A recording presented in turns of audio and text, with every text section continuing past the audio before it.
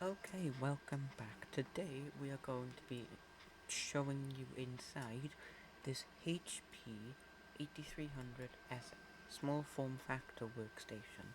So now I have made many modifications to this, including removing the disk drive as shown here, and the hard drive, which I removed because it has broken.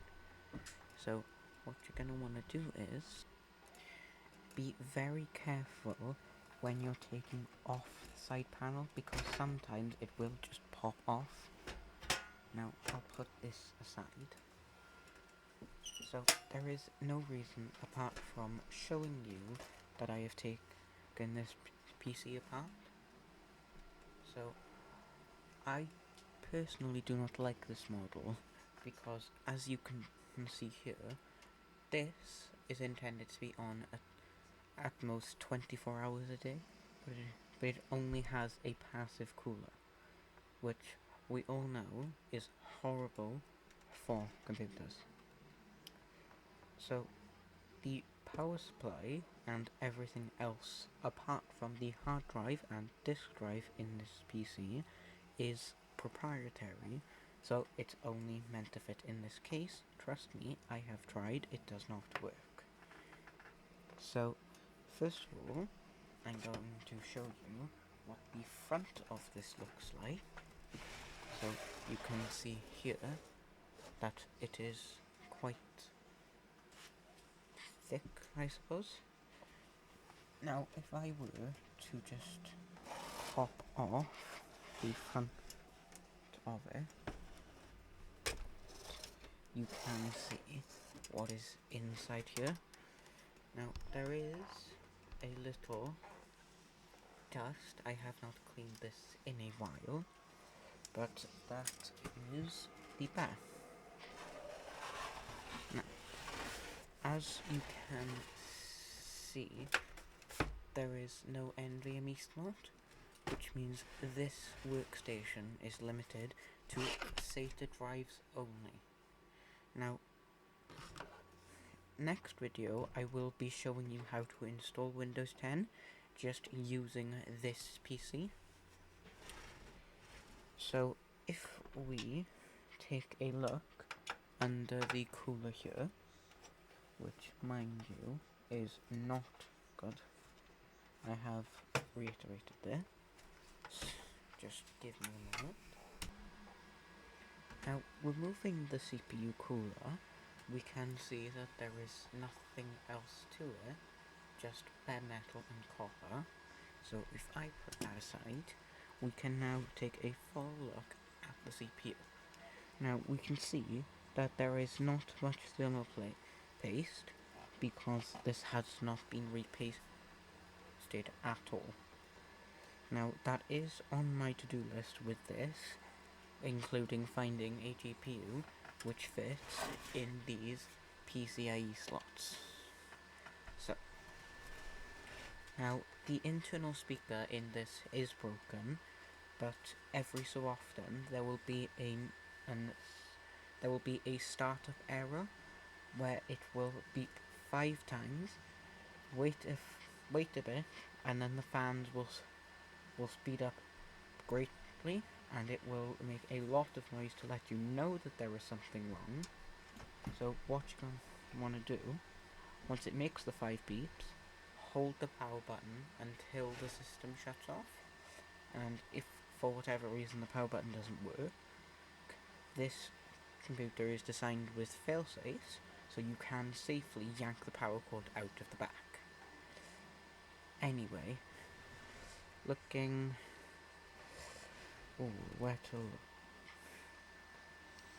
Okay, so a way to fix this error would be to either reseat your CPU, reseat your RAM, or check if your CMOS battery has died. Now that was the case for my last error, and I did not know it. So if you ever do need to, these are called coin batteries outside of technical terms. Now if I were to just lay it down, give me a moment. Right, So now that the computer is laid down, I can show you the steps to reseat the CPU. So, what you're going to do, make sure the computer is completely disconnected from power, and you can check that with an LED that should be between these RAM slots. I don't know, can anybody see an LED around, sort of around right here, in between this line? So, once you have seen that that LED has turned off, you can go ahead and unlatch the CPU and pull it out. Now, be gentle as to not damage the pins on the motherboard or the CPU itself. So, you want to check if there's any bent pins on the motherboard and any damage to the CPU itself. Now, as you can see, there is no damage to the pin or the motherboard, so we can just slot that gently back into place, and then once that is done, we can latch the CPU down. So, like I showed in the previous video, it is going to feel a lot of tension. Now you're going to want to just push through that and keep pushing down and around until the CPU is securely latched down. So now that that's done, you can take your cooler, make sure that it's mounted in the correct position, which should be this little indent here, facing up towards the disk drive. So, now I know this cooler is damaged, but that has had no impact on this computer's performance whatsoever, because there was really nothing to begin with. Now, so reattaching the CPU cooler would be vital before turning it on and reconnecting its power. So I'm just going to reattach it now. Right, so now that the CPU cooler is fully attached, I will show you how to connect a hard drive. Now, this is the Seagate Video 500 gig hard drive that I showed in the last video, and it is the same to connect it.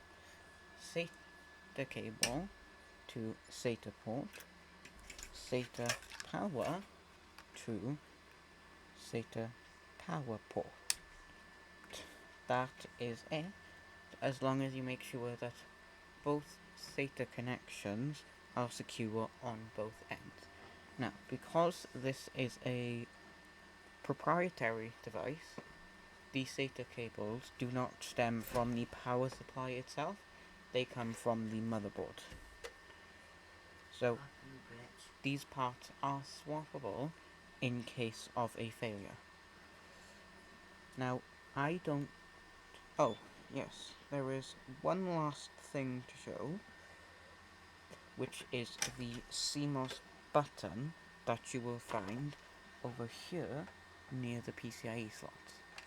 Now, if your power button ever does stop working, you can just press this button when the computer is unplugged from power, and when you turn it back on, it will load up straight away and will load right into whichever operating system is selected on this device.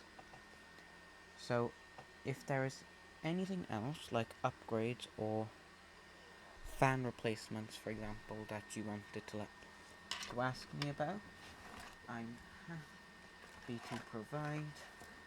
Now, this is not the first motherboard I have for this system, as this was the original motherboard that came with it, and did unfortunately fry. So this one now just lives in my parts drawer, and will stay there until I find use for it. Now, I don't think there's anything else other than showing you how to remove the power supply in case of a failure, so I think that will be the last thing to do. So, what you do peel it back once the cable is unplugged, and you'll see a slot. Now, first, unplug all the cables, which is just 3. One for data, one for motherboard power, one for CPU power. Then, power supply is fully back, so you're going to want to slide it forward, I believe, and then just pull it out.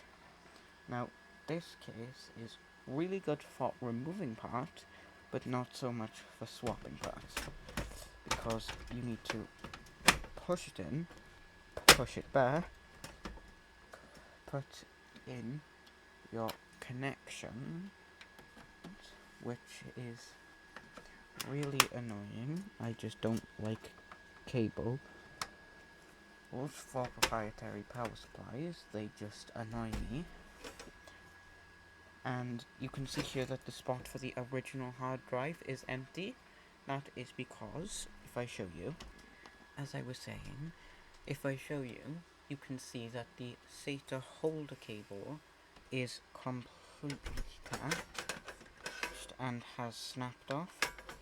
So I can still plug in power fine, but if I wanted to plug in a SATA connection, you can see that it just does not stay in, because there is nothing holding the cable in apart from the pins itself. So there is nothing else from that. The optical disc drive, or CD drive as it is known, is just standard SATA connections. I have no idea what this third connection is for per here. Anyone who knows, let me know please. And yeah, pretty much the same stuff. Don't drop it. Don't try and pull any little components off. It will stop working. And yeah, I think that's it. Now, only super low profile cards will fit in these PCIe slots. I have tried a GT730, I believe it was the Founders Edition. It does not fit. I have tried bending the case, it does not fit. I am out of ideas for how it could fit, so any upgradability must be a low profile card, and the CPU in this is an i3 2100, so a BIOS update may be necessary if one is available. So, that is everything. I will say hey bye and sign off now. I hope to see some of you very soon. Goodbye.